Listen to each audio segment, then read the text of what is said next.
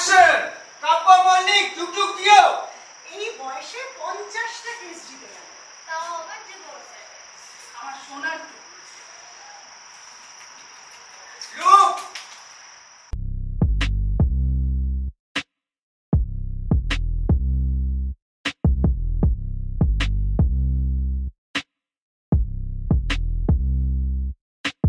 নমস্কার, আমি সোমা ব্যানার্জি বলছি। নমস্কার, আমি ঋতুজিৎ। জি বাংলার পর্দায় আবার আসতে চলেছে একটি নতুন ধারাবাহিক মালাবদল। নমস্কার, আমি বিশ্বজিৎ ঘোষ। আমি আবার ফিরছি জি বাংলায়। নমস্কার, আমি ঋতু পাইন।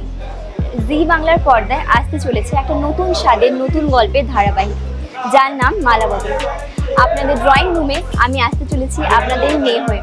নমস্কার, আমি শাহানা। আমি আজকে আছি একটা নতুন সিরিয়ালের প্রোমো শুটিংয়ে। সিরিয়ালের নাম কি জানেন?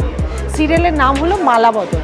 আমরা যে সবাই প্রথম দিন শ্যুট করছি, প্রথম দিনই একটা প্রোমো শ্যুট করছি, আমরা লঞ্চিং প্রোমো, সবাই মিলে হই হই করে কাজ করছি। প্রচণ্ড গরমও কিন্তু আমাদেরকে কাবু করতে পারছে না, কারণ আমরা একটা নতুন কিছু শুরুতে আছি।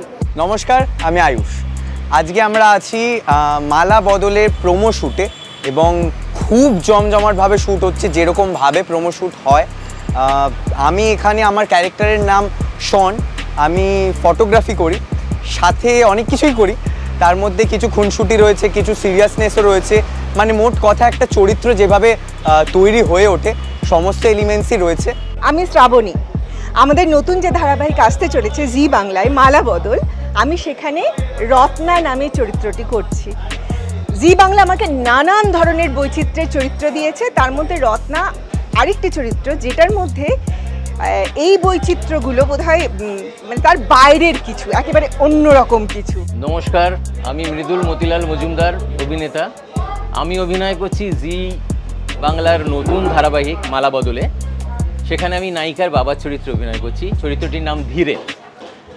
এই মালাবদলের পুরো গল্পটা এই ধীরেনের ব্যাকস্টোরির ওপর নির্ভর করে লেখা হয়েছে। নমস্কার, আমি দীর্ঘই, আর আমি হচ্ছি কাব্যর বোন কমলিকা। সাথে থেকো, পাশে থেকো, দেখতে থেকো মালাবদল। আর হ্যাঁ, আমাকে মানে রত্নাকে ভালোবাসা বলো, খারাপ বাসা বলো, যেটাই বলো দিও। এখানে দাঁড়িয়ে আমি অনেক গুণী শিল্পীদের সাথে কাজ করছি, যাদেরকে আমি ছোটবেলা থেকে হয়তো পর্দায় দেখে এসেছি। সেই স্বপ্নটা আজকে আমার পূরণ হয়েছে। তার জন্য অসংখ্য ধন্যবাদ জি বাংলাকে, যে আমাকে এত ভালো একটা সুযোগ করে দেওয়ার জন্য।